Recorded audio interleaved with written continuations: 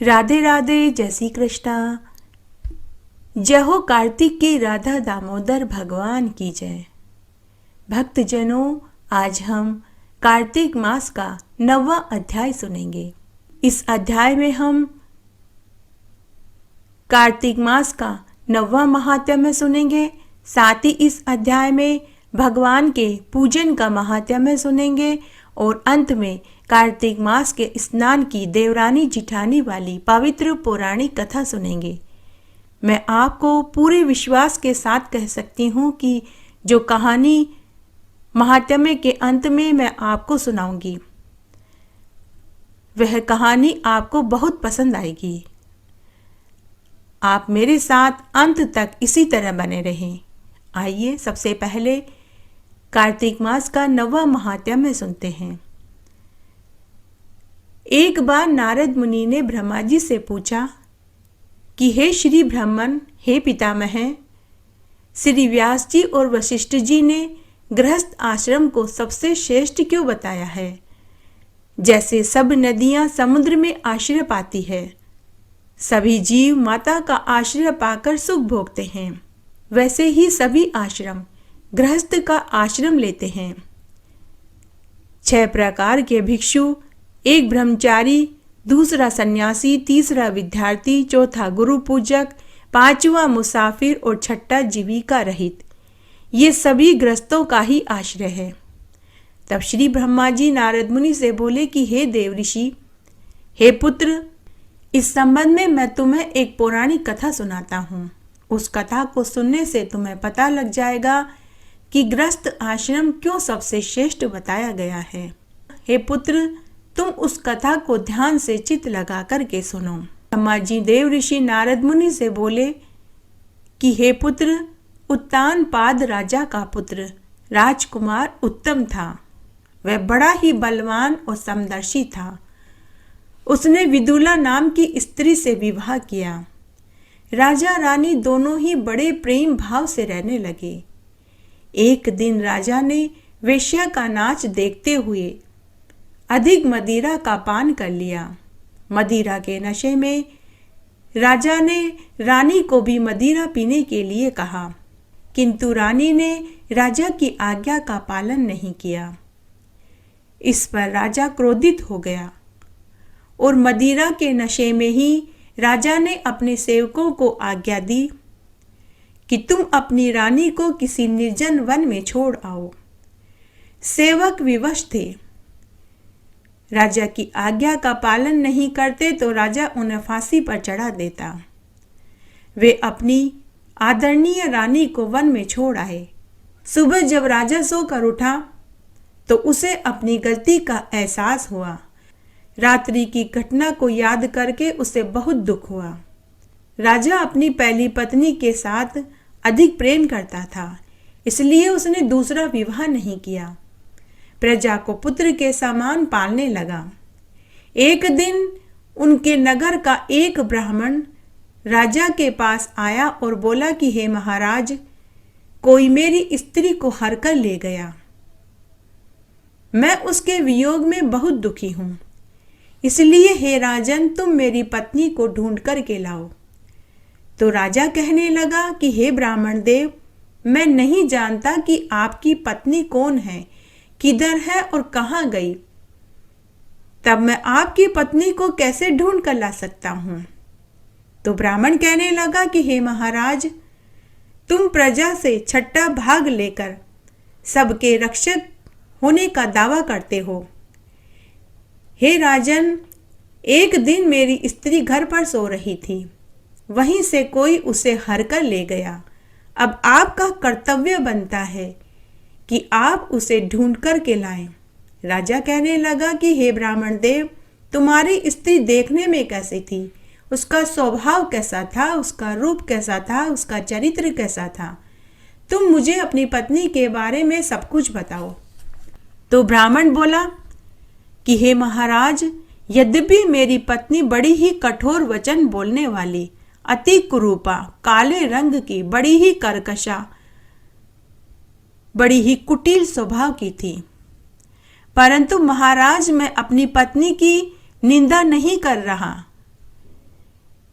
क्योंकि वह मेरी धर्म पत्नी और अर्धांगिनी है। राजा कहने लगा कि हे ब्राह्मण देव, जब तुम्हारी पत्नी इतनी कुरूपा थी, इतने कुटिल और कठोर स्वभाव की थी, तो तुम फिर उसे ही वापस क्यों लाना चाहते हो?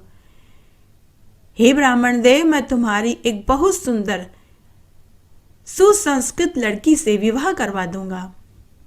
तो ब्राह्मण क्रोधित होकर कहने लगा कि हे राजन, वह स्त्री मेरे धर्म कर्म की अर्धांगिनी है। उसकी रक्षा करना मेरा परम धर्म है। जो स्त्री की रक्षा नहीं करता, उसे वर्ण संकर संतान पैदा होती है। उसके पितर नरक में दुख भोगते हैं। जो मनुष्य वेश्यागामी होता है, उसका कभी कल्याण नहीं होता। जो मनुष्य ऋतुकाल के पश्चात स्त्री संभोग नहीं करता, उसके तीर 1 मास तक उसके रुधिर में लौटते हैं। ब्राह्मण के वचन सुनकर राजा अपने शस्त्र लेकर रथ पर सवार होकर चारों दिशाओं में उसकी स्त्री को खोजने लगा। कुछ दूर आगे जाने पर राजा को एक आश्रम में कुशा के आसन पर बैठे हुए एक महान तपस्वी दिखाई दिए। राजा उस ऋषि के आश्रम में गए। राजा को देखकर भी उस ऋषि ने राजा का आदर सम्मान नहीं किया।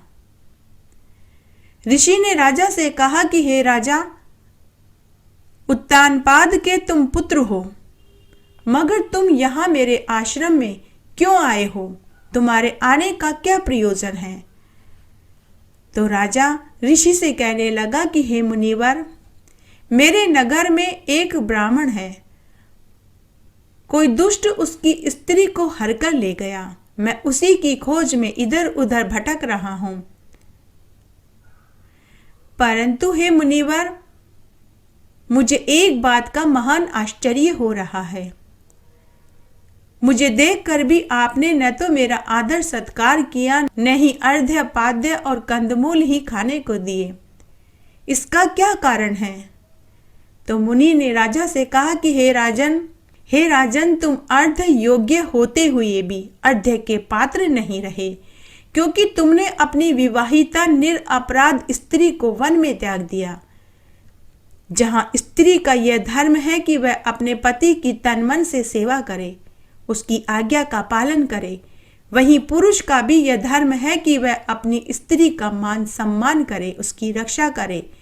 जिस घर में स्त्रियों का मान होता है, वहीं पर देवता वास करते हैं, और जिस घर में स्त्रियों का अपमान होता है, उस घर का कभी उद्धार नहीं होता।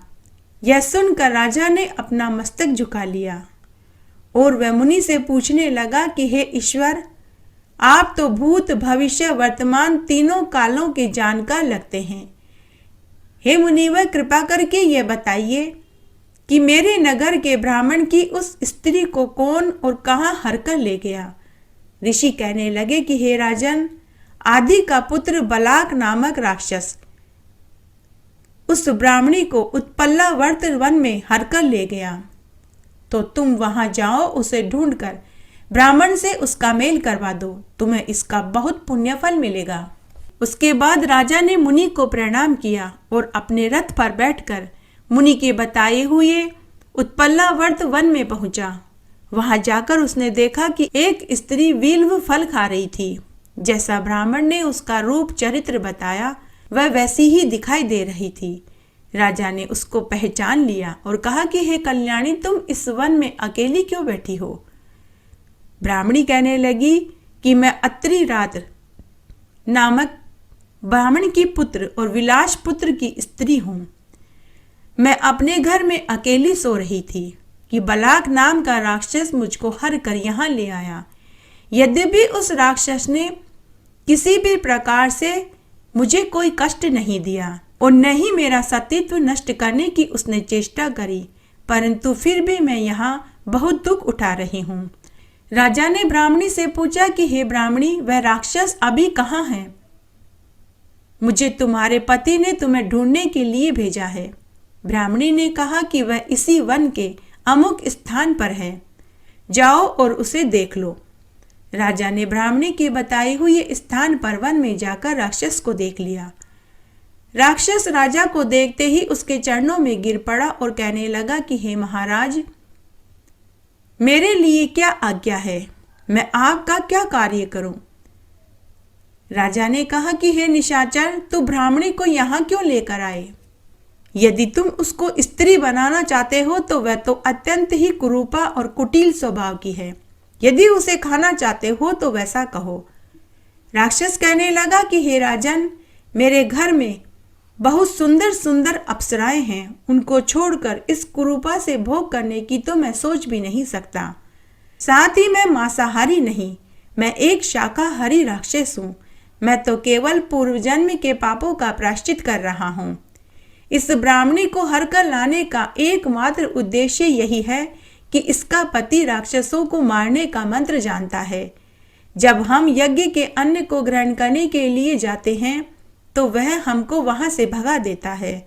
सब यज्ञों का वही ब्राह्मण आचार्य है, तो उस ब्राह्मण को दुखी करने के लिए मैंने उसकी स्त्री को हर लिया, क्योंकि बिन स्त्री के पुरुष कर्म करने के योग्य नहीं रहता। ऐसा सुनकर राजा विचार करने लगा कि यह राक्षस भी मेरी निंदा कर रहा है, मुनि ने भी मेरा आदर सत्कार नहीं किया। इस तरह राजा अपने मन में विचार करने लगा कि तभी वह राक्षस हाथ जोड़कर कहने लगा कि हे महाराज, अब आप प्रसन्नतापूर्वक मुझे जो आज्ञा देंगे मैं निश्चय ही उस आज्ञा का पालन करूंगा। राजा ने कहा कि हे निशाचर, तुम उस ब्राह्मणी को उसके घर वापस छोड़ आओ और जब भी मैं तुम्हें याद करूं तुम मेरे पास उपस्थित हो जाना। राजा की आज्ञा पाते ही वह राक्षस उस ब्राह्मणी को उसी समय उसके घर छोड़ने के लिए चल पड़ा। तब राजा अपने मन में विचार करने लगा कि हमने अपनी स्त्री को त्याग दिया, अब हम कौन सा ऐसा पुण्य कार्य करें जिससे कि यह पाप दोष दूर हो जाए। राजा ऐसा विचार कर रथ पर सवार होकर पुनः उसी मुनि के आश्रम में गए और प्रणाम करके मुनि से अपना कर्तव्य पूछने लगे। मुनि ने कहा कि हे राजन, पुरुष के लिए स्त्री धर्म, अर्थ, काम और मोक्ष को देने वाली है। उसके बिना पुरुष को इस लोक और परलोक में कभी सुख नहीं मिलता। स्त्री चाहे कैसी भी हो, कर्कशा, खोटे स्वभाव वाली, मूर्ख, रोगी, दरिद्री ही क्यों न हो, परंतु पति को उसका त्याग नहीं करना चाहिए। तब राजा कहने लगा कि हे महाराज, मैंने अपनी पतिव्रता स्त्री को बिना अपराध के ही त्याग दिया, अब मैं क्या करूं? तब मुनि ने कहा कि हे राजन, तुम्हारी स्त्री को शतपात नामक नाग ने वन में घूमते हुए देखा था, तो वह उसे पाताल लोक में ले गया। नाग की नंदा नाम की कन्या ने उसको अपने घर में छिपा रखा है। हे राजन, तुम्हारी स्त्री पाताल लोक में है। राजा ये बात सुनकर अपने नगर में आया। ब्राह्मण को स्त्री सहित देखकर परम आनंद को प्राप्त हुआ। तब राजा ने बलाक नामक उस राक्षस को याद किया। राक्षस उसी समय राजा के सामने प्रकट हो गया और प्रणाम करके पूछने लगा कि हे राजन, आपने मुझे किस लिए याद किया? तब राजा ने बलाक से कहा कि हे राक्षस, पाताल लोक में तुम मेरी स्त्री को मुझे ला कर के दो। उसके बाद बलात राक्षस पाताल लोक में गया। वहां से राजा की रानी को लाकर उनको सौंप दिया। उसके बाद राजा रानी बड़े प्रेम भाव से रहने लगे और धर्म के कार्य करने लगे। ब्रह्मा जी बोले कि हे नारद, यह मैंने तुम्हें गृहस्थ आश्रम का पूरा महात्म्य विस्तार से सुनाया। अब तुम बताओ और क्या सुनना चाहते हो? देव ऋषि नारद मुनि ब्रह्मा जी के श्री चरणों में नतमस्तक हो गए और उनकी स्तुति करने लगे। उसके बाद राजा पृथु नारद मुनि से पूछने लगे कि हे देव ऋषि नारद मुनि, आज आप मुझे भगवान के पूजन का महात्म्य सुनाइए, मेरी सुनने की बहुत इच्छा है। तब नारद मुनि राजा पृथु से बोले कि हे राजन, जो मनुष्य सच्ची लगन, निस्वार्थ भाव और सच्ची श्रद्धा से भगवान का पूजन करता है, उसके सभी दुख दूर हो जाते हैं। उनके ऊपर भगवान का आशीर्वाद हमेशा बना रहता है। लेकिन अगर कोई हंसी मजाक में भी भगवान का पूजन करता है तो उसे भी मरने के बाद परम पद की प्राप्ति होती है। हे राजन, इस बारे में मैं तुम्हें एक प्राचीन इतिहास सुनाता हूँ। कालिंदी पर्वत पर बसे दीर्घपुर नगर में सुबाहु नाम का एक राजा राज्य करता था। वह राजा बड़ा ही पराक्रमी, धार्मिक, प्रजापालक, गोभक्त, ब्राह्मणों और योग्य पंडितों का रक्षक था। लेकिन उस राजा के धूम्रकेश नाम का एक पुत्र था, जो चोर, जुआरी, मांस मदिरा का सेवन करने वाला पर स्त्रीगामी था। नगर के सभी लोग राजा के पुत्र से परेशान रहते थे। रोज कोई न कोई नगर का वासी राजा के पास उसके पुत्र की शिकायत लेकर जाता था। राजा ने अपने पुत्र को प्यार से डांट डपट कर सब तरह से समझाया, लेकिन पुत्र के ऊपर राजा की कोई भी बात का असर नहीं हुआ। तब एक रात्रि को राजा का पुत्र धूम्रकेश नगर की एक ब्राह्मण की पत्नी के साथ भोग करने लगा। तब वह ब्राह्मण राजा के पास अपनी फरियाद लेकर आया। तब राजा ने अपने पुत्र को देश निकाला दे दिया। धूम्रकेश दूसरे देश में जाकर चोरी चकारी करने लगा, मांस मदिरा खाने लगा और रोज रात्रि में वेश्याओं के पास जाने लगा। धूम्रकेश वन वन भटकने लगा। तब एक बार भटकते भटकते वह वृंदावन धाम में पहुंच गया। तब एक सत्यव्रत नाम का एक ब्राह्मण था, जो विष्णु भगवान का परम भक्त था। उसने भी अपना घर बार छोड़कर कार्तिक मास में भगवान कृष्ण का पूजन करने के लिए वृंदावन धाम में यमुना नदी के किनारे बैठकर भगवान की स्तुति कर रहा था। तब धूम्रकेश ने उस सत्यव्रत ब्राह्मण को भगवान विष्णु की स्तुति करते हुए देखा। वह ब्राह्मण ओम नमो भगवते वासुदेवाय मंत्र का जाप कर रहा था और बीच बीच में बोल रहा था कि हे दामोदर, इस दुख रूपी समुद्र में डूबते हुए मुझ दीन की रक्षा करो। जैसे आपने कुबेर के पुत्र नल कुबेर मणिग्रीव को वृक्ष योनि से छुड़ाया था, वैसे ही हमको भी भवसागर से पार लगाना। हे यशोदा पुत्र, हे राधा कृष्ण, हे गोविंद मुरारी, हे पुंडरीकाक्ष, आपको नमस्कार है। इस प्रकार वह सत्यव्रत ब्राह्मण भगवान की स्तुति कर रहा था। देव योग से धूम्रकेश उस ब्राह्मण को विष्णु भगवान की स्तुति करते हुए और पूजन करते हुए देख और सुन रहा था। कार्तिक का महीना चल रहा था। तब उस धूम्रकेश को सत्यव्रत ब्राह्मण के ऊपर हंसी आ गई।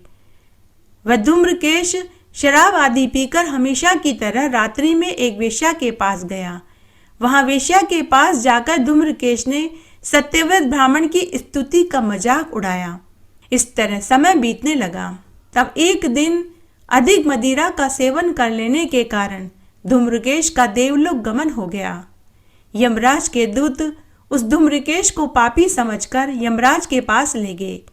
यमराज ने जैसे ही धूम्रकेश को देखा तो यमराज आसन छोड़कर खड़े हो गए और धूम्रकेश का आदर सत्कार करने लगे। तब यमराज ने अपने दूतों को डांटते हुए कहा कि अरे, यह विष्णु भक्त है, इसे नरक में क्यों लेकर आए हो। तब धूम्रकेश ने यमराज से पूछा कि हे धर्मराज जी, मैंने पूरी उम्र कोई पुण्य का कार्य नहीं किया। पूरी उम्र मैंने मांस मदिरा का सेवन किया, शराब, जुआरी और मैं चोर था, पर स्त्रीगामी में मैं हमेशा संलग्न रहता था। मैंने ऐसा कौन सा पुण्य किया जिससे मुझे स्वर्ग का वास मिला। तब यमराज ने धूम्रकेश से कहा कि हे वत्स, तुम सच कह रहे हो कि तुमने पूरा जीवन चोरी चकारी और झूठ बोलने में ही बिता दिया। तुमने कोई पुण्य का कार्य भी नहीं किया। तुम हमेशा शराब, मांस मदिरा का सेवन करते थे, वेश्यागामी में हमेशा लगे रहते थे। लेकिन हे वत्स, तुमने मरने से पहले कार्तिक मास में वृंदावन धाम में एक ब्राह्मण को स्तुति करते देखा और सुना। साथ ही तुमने उसकी स्तुति का मजाक भी उड़ाया। यह सब कुछ तुमने हंसी में ही कहा, लेकिन तुमने भी भगवान की स्तुति कार्तिक मास में करी, इसलिए तुम्हें नरक का नहीं बल्कि बैकुंठ धाम मिलेगा। तब धूम्रकेश बोला कि हे यमराज जी, बड़े आश्चर्य की बात है, मैंने सारी उम्र बड़े बड़े पाप किए, फिर किस पुण्य के प्रभाव से मुझे बैकुंठ का वास मिल रहा है। तब यमराज ने कहा कि हे धूम्रकेश, तुम ध्यान से सुनो। भगवान की भक्ति 9 तरह से की जाती है। कथा सुनने से राजा परीक्षित, कीर्तन करने से सुखदेव, स्मरण करने से प्रहलाद, पाद सेवा से लक्ष्मी, पूजन से पृथु, वंदना से अक्रूर और दास से सुग्रीव और मित्र भाव से सुदामा व अर्जुन, आत्मनिवेदन से राजा बलि। जिस प्रकार परम पद को प्राप्त हुई उसी तरह तुमने भी हास्य भाव से कार्तिक मास में भगवान की पूजा और स्तुति करी, इसीलिए तुम नरक के नहीं वैकुंठ के अधिकारी हो। कार्तिक मास में मथुरा वृंदावन में की गई भगवान की पूजा से तुम्हें वैकुंठ का वास मिल रहा है। भक्तजनों, अब हम कार्तिक मास के इस अध्याय में देवरानी जिठानी की कहानी सुनेंगे। एक बार एक गांव में एक देवरानी जिठानी थी। जिठानी पैसे वाली अमीर थी तो देवरानी बड़ी ही गरीब थी। देवरानी भगवान विष्णु और माता लक्ष्मी की परम भक्त थी। वह हर साल कार्तिक मास का स्नान और व्रत करती थी। भगवान विष्णु और माता लक्ष्मी का पूजन करती थी। देवरानी ने अपने घर के आंगन में कुछ फूल और पौधे लगा रखे थे, जिनमें से वह फूल तोड़कर भगवान विष्णु और माता लक्ष्मी के चढ़ाने मंदिर जाती थी। लेकिन उसकी जिठानी को यह बर्दाश्त नहीं होता था। वह देवरानी के उठने से पहले ही उठती और उसके आंगन के फूलों को तोड़ मरोड़ देती थी, ताकि वह भगवान विष्णु और माता लक्ष्मी के फूल न चढ़ा सके। बेचारी देवरानी फूल की पत्तियों को ही ले जाती थी। तब एक बार की बात है, कार्तिक का महीना लगा। देवरानी कार्तिक मास का स्नान और व्रत कर रही थी। तब हमेशा की तरह देवरानी जिठानी पानी भरने के लिए तालाब पर गई। दोनों देवरानी जेठानी रोज पानी भरने के लिए तालाब पर साथ साथ जाती थी, क्योंकि उन्हें कई कोस दूर जाना पड़ता था। तब हमेशा की तरह देवरानी जेठानी पानी भरने के लिए तालाब पर जा रही थी। तब वैकुंठ में बैठे भगवान विष्णु और माता लक्ष्मी ने देवरानी की परीक्षा लेनी चाहिए, तो भगवान विष्णु और माता लक्ष्मी वृद्ध दंपति का वेश बना करके देवरानी जिठानी के मार्ग में आकर बैठ गए। तभी देवरानी जिठानी पानी भरकर घर लौट रही थी। वृद्ध दंपति वेश में भगवान विष्णु और माता लक्ष्मी ने देवरानी जिठानी से कहा कि हे पुत्री, हमें बहुत तेज पानी की प्यास लगी है, क्या तुम हमें पानी पिला दोगी? यह सुनते ही जिठानी ने मना कर दिया और बोली कि हम इतनी दूर से पानी भरकर लाए हैं और बीच में ही आपको पानी पिला दें। अगर आपको पानी ही पीना है तो खुद क्यों नहीं तालाब तक चले जाते। वृद्ध दंपति वेश में भगवान विष्णु और माता लक्ष्मी ने कहा कि बेटी, हम बहुत बुजुर्ग हैं, बहुत दूर से पैदल चलकर आ रहे हैं, अब और आगे जाने की हमारी हिम्मत नहीं है।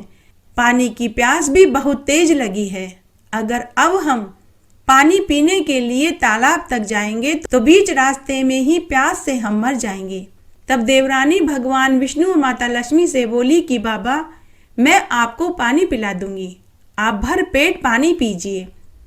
फिर देवरानी ने अपने मटके में से भगवान विष्णु और माता लक्ष्मी को पानी पिलाया।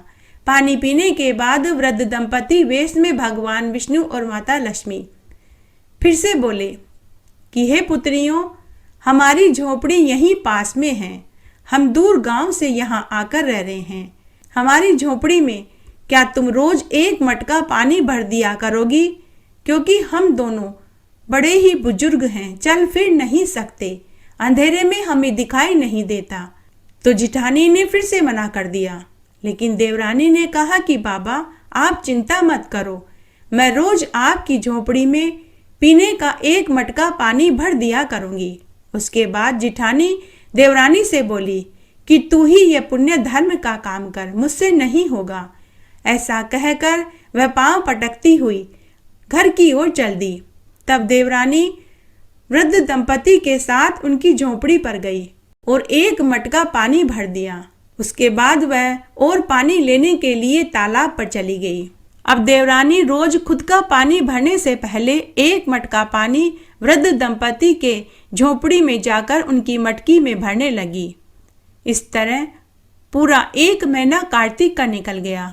जब कार्तिक पूर्णिमा की तिथि आई तो वृद्ध दंपति वेश में भगवान विष्णु और माता लक्ष्मी देवरानी से बोले कि बेटी, तुमने हमारी बहुत सेवा करी, अब हम वापस हमारे गांव जा रहे हैं। जाने से पहले तुम्हें कुछ देना चाहते हैं। तुम हमारे साथ हमारी झोपड़ी तक चलो। तभी फटाक से जेठानी बोली कि अरे बाबा, क्या आप मेरी देवरानी को ही देंगे, मुझे नहीं देंगे? हाँ, सही भी है। मैंने न तो आपको पानी पिलाया और न ही आपके पीने का पानी का मटका भरा। आप मुझे क्यों देंगे? तो वृद्ध दंपति वेश में भगवान विष्णु और माता लक्ष्मी जिठानी से बोले कि पुत्री, कर्म फल तो सबको मिलना चाहिए, चाहे वह अच्छा हो या बुरा हो।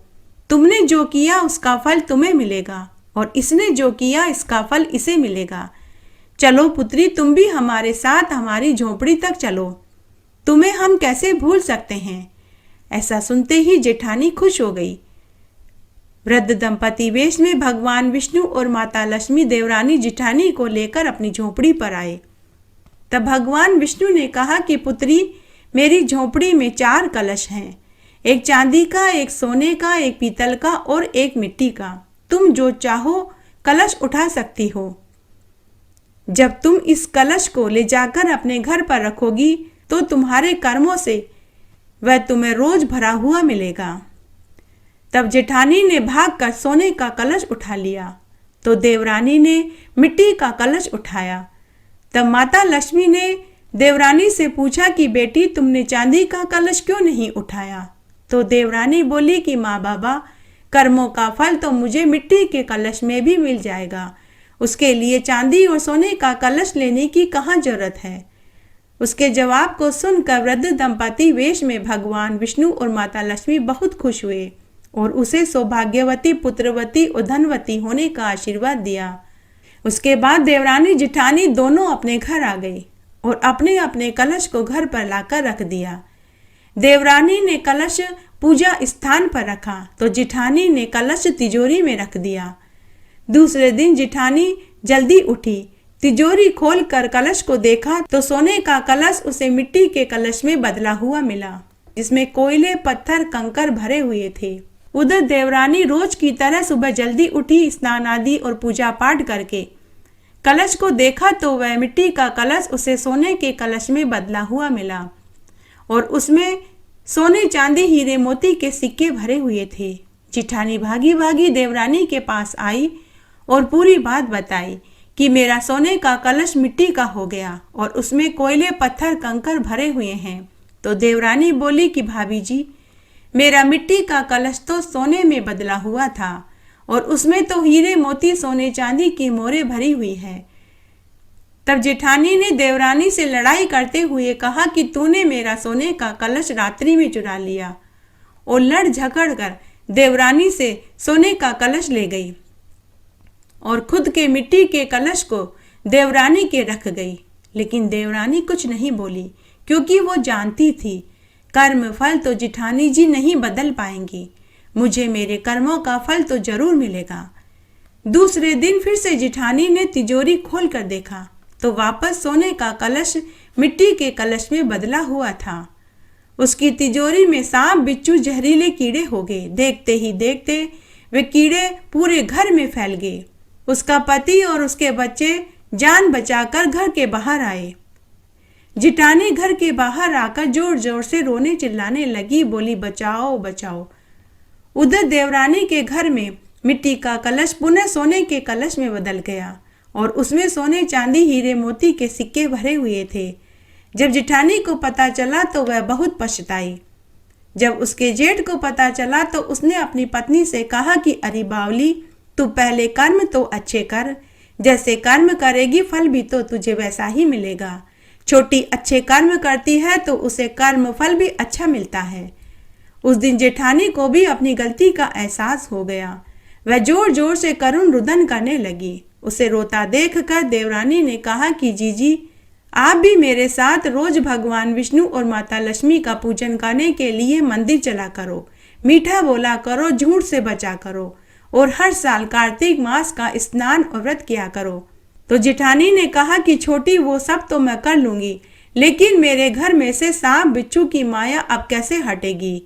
कि तभी वहां आकाशवाणी हुई। भगवान विष्णु ने जेठानी से कहा कि हे कल्याणी, तू अपने धन में से आधा धन तेरी देवरानी को दे।